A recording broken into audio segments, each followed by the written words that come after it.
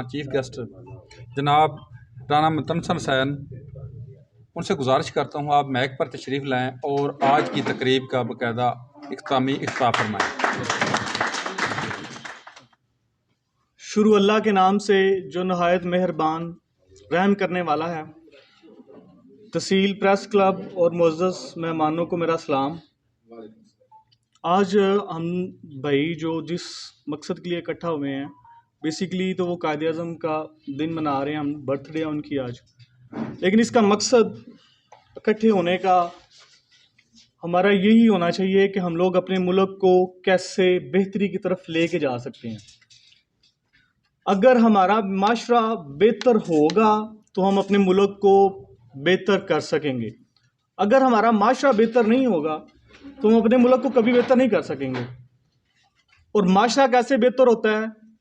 معاشرہ بہتر ہوتا ہے جب ایک فرد بہتر ہو، باشعور ہو، جب ایک ماں باشعور ہو، تاکہ آنے والا بچہ جو ہے وہ اس کے اندر شعور پیدا کر سکے۔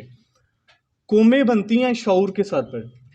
جو بیک بون ہے کسی بھی معاشرے کی، کسی بھی آپ سوسائٹی کی دیکھ لیں، کسی بھی ملک کی دیکھ لیں، وہ شعور پہ ڈپینڈ کرتا ہے۔ جو تعلیم آپ کو بیسک آپ کا یونٹ جو ہے وہ تعلیم ہے۔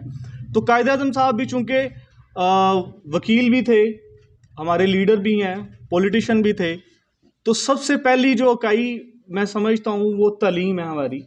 ہمیں اپنے معاشرے میں سب سے بہتر جو کام کرنا ہے، جو بہتری لے کے آنی ہے، وہ تعلیم اور ایجوکیشن ڈپارٹمنٹ کو ہم نے بہتر کرنا ہے۔ اس کے بعد آپ آٹومیٹکلی ہم لوگ بہتر ہوتے جائیں گے۔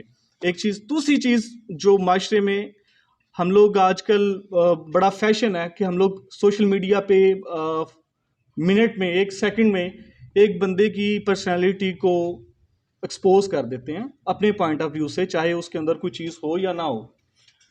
تو ہمیں سب سے پہلے یہ چاہیے کہ ہم لوگ اپنی ڈیولپمنٹ، اپنے اوپر کام کریں، اپنی سیلف ڈیولپمنٹ میں کام کریں، تاکہ ہم لوگ بہتر معاشرے کا حصہ بن سکیں۔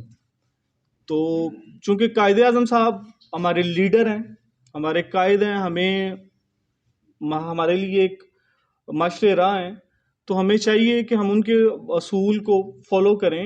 جیسا کہ انہوں نے کہا کہ فیلئر جو ہے میرے لیے کوئی لفظ نہیں ہے، میں ایسے کسی لفظ کو نہیں جانتا۔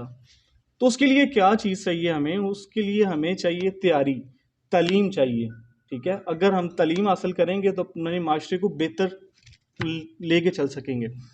اور کوئی بھی کام بحیثیت پولیٹیشین ہیں، آپ انتظامیہ میں ہیں، آپ میڈیا میں، آپ کسی بھی چیز میں ہیں، تو آپ اس چیز کو اپنے اینڈ پہ دیکھیں، کیا میں ٹھیک کر رہا ہوں؟